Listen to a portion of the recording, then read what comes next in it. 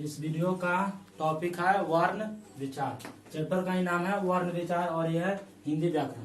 तो पहला है वर्ण किसे कहते हैं, ठीक है।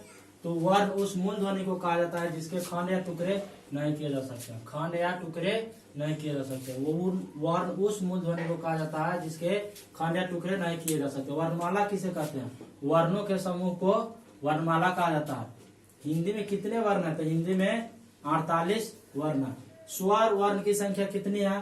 तो स्वर वर्ण की संख्या 11 है। कौन कौन है? अ, आ, छोटी बड़ी, छोटी उ, बड़ी उ, री, ए, आई, ओ और औ। ये है स्वर वर्ण की संख्या। उसके बाद आते हैं स्पर्श व्यंजन। स्पर्श व्यंजन की संख्या कितनी है? तो स्पर्श व्यंजन की संख्या 25 है। कौन कौन है? क, ख, ग, घ, अंग, च, छ, ज, झ, य, त, थ, ड, ढ, न, त, थ, द, ध, न, प, फ, ब, भ, म। ये बड़ी ना है और ये छोटी ना है। अब क, ख को क्या कहा जाता है? कवर्ग। च, छ, ज, को चौवर्ग। ट, ठ, ड को टवर्ग। त, थ, द को तवर्ग। प, फ, ब को पवर्ग कहा जाता है। अब आते हैं अंतस्थ व्यंजन। अंतस्थ व्यंजन की संख्या कितनी है? तो इसकी संख्या है 4। और ऊष्म व्यंजन की संख्या कितनी है? तो इसकी भी संख्या है 4। अब अंतस्थ व्यंजन य, र, ल, व को अंतस्थ व्यंजन कहा जाता है। ह को ऊष्म व्यंजन कहा जाता है। अब आते हैं अयोगवा। तो अनुस्वार और विसर्ग को कहा जाता है, अनुस्वार और विसर्ग को कहा जाता है अयोगवा। और इसकी संख्या कितनी है? तो 2। अब क्वेश्चन पूछा जाता है कि स्वर वर्ण की संख्या कितनी है? तो 11। स्पर्श व्यंजन की संख्या कितनी है? 25। अंतस्थ व्यंजन की संख्या कितनी है? तो 4। ऊष्म व्यंजन की संख्या 4। अयोगवा 2। अगर पूछा जाएगा कि र कौन सा व्यंजन है? तो अंतस्थ व्यंजन है। ल कौन सा व्यंजन है? अंतस्थ व्यंजन है। स कौन सा व्यंजन है? ऊष्म व्यंजन है। क से लेकर यहाँ से लेकर और यहाँ तक अगर पूछा जाएगा तो ये क्या है? स्पर्श व्यंजन है। अब आते हैं वर्ण के कितने भेद होते हैं? तो वर्ण के 2 भेद होते हैं, स्वर वर्ण, व्यंजन वर्ण। उसके बाद स्वर वर्ण।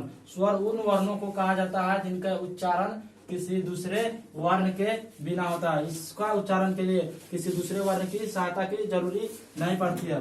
स्वर वर्ण के उच्चारण में कंठ तालु का उपयोग होता है, लेकिन जीभ और होठ का उपयोग नहीं किया जाता है, यानी कि नहीं होता।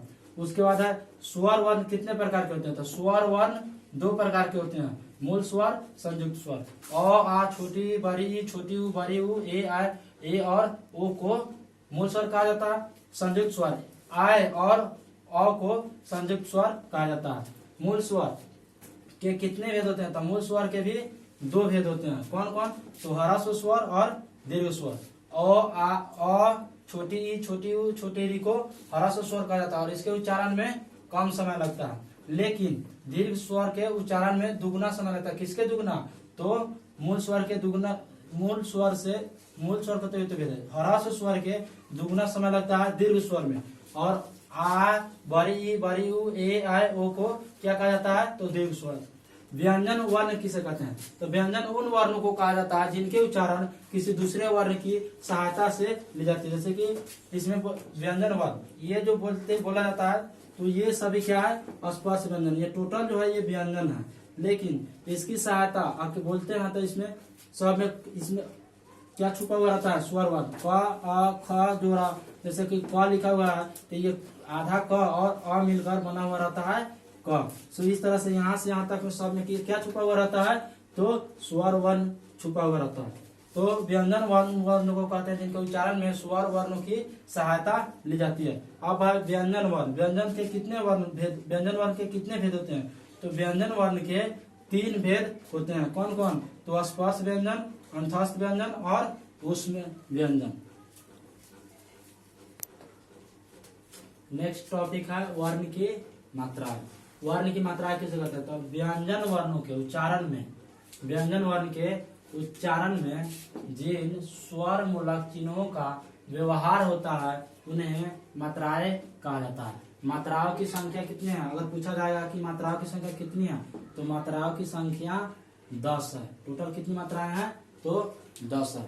उसके बाद आते हैं कंठ तालु, मूर्धा, दंत, ओष्ठ, कंठ तालु, कंठोष्ठ, दंतोष्ठ और नासिका।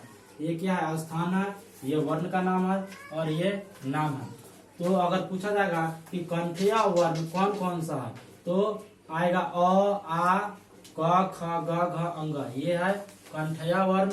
उसका तालव्य वर्ण, तो ई च छ ज झ य और स, ये है तालव्य वर्ण। फिर री ट ठ ड ढ न र और स, यह है मूर्धन्य वर्ण।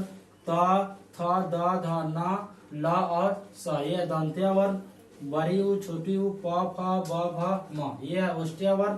ए आय, ये है कंठ तालव्य वर्ण। ओ औ, ये है कंठोष्ठ वर्ण। व है दंतोष्ठ वर्ण।